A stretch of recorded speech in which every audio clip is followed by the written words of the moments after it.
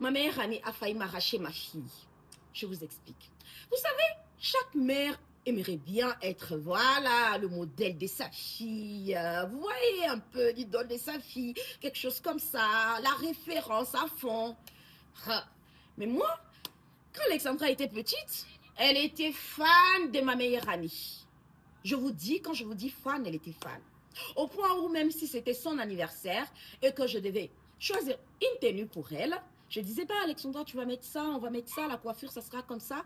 Et c'était direct qu'elle répondait, bah oui, mais on devrait demander l'avis des tantines Christelle. Ah bon?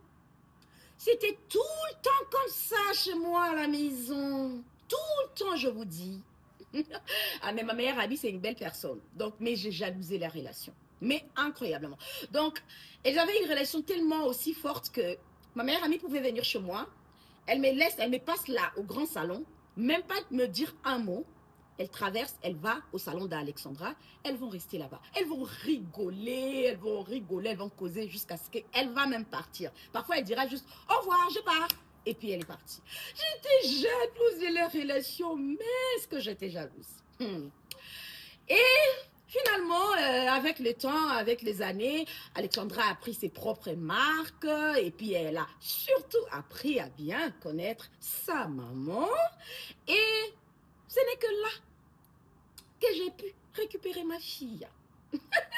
Vous comprenez? Bon, bref, c'était ça en fait qu'elle a appris à encore mieux connaître les points, les bons points de sa maman. Parce que, vous voyez, ma copine, elle était hôtesse de l'air. Alors, Alexandra, même à l'école et tout, elle s'est déguisée en elle. Elle s'est déguisée en hôtesse de l'air parce que mon ami lui donnait les petites écharpes, des petites histoires comme ça. Elles avaient aussi presque la même corpulence, un peu fine et tout. Mon amie, elle était fine et Alexandra aussi. Donc, du coup, c'était vraiment ça. Et puis, étant petite, elle s'est voyée hôtesse de l'air. C'est après qu'elle a grandi, qu'elle a voulu devenir avocate comme son oncle. Bref, quelque chose comme ça. Donc, il a fallu que ma fille grandisse un peu, qu'elle apprenne à me connaître pour que je puisse la récupérer auprès de ma meilleure amie. Et c'était comme ça, donc j'avais vraiment jalousé la relation et tout. C'était une bonne jalousie, vous comprenez. Mais c'était tout le temps ça et tout. Tout le temps, il fallait la vie de tontine Christelle. Mais c'est moi, maman Rosemie, c'est moi qui t'ai accouché, je suis là. Pourquoi la vie de tontine Christelle? Et c'était tout le temps comme ça. Et je me rappelle encore une fois où ma copine, je venais pourtant d'acheter un téléphone à Alexandra. Ma copine, elle est partie à Dubaï.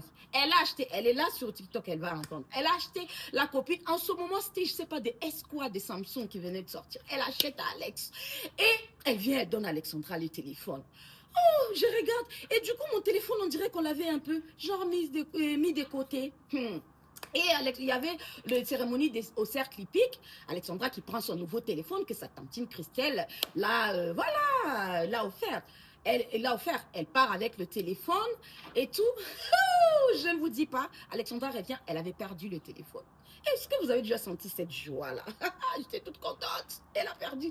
En fait, on a passé nos années avec ce genre d'ambiance et c'était une très, très bonne ambiance.